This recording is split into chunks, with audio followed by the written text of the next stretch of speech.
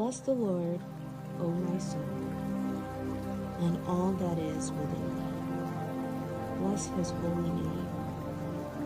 Bless the Lord, O my soul, and forget not all his benefits, who forgiveth all thine iniquities, who healeth all thy diseases, who redeemeth thy life from destruction, who crowneth thee with loving kindness and tender mercies, who satisfieth thy mouth with good things, so that thy youth is renewed like the eagles.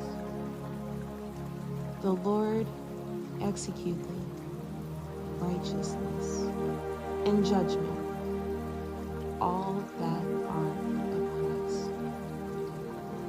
He made known his ways unto Moses, his acts unto the children of Israel.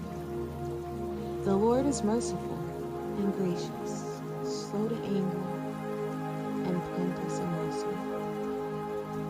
He will not always chide, neither will he keep his anger forever.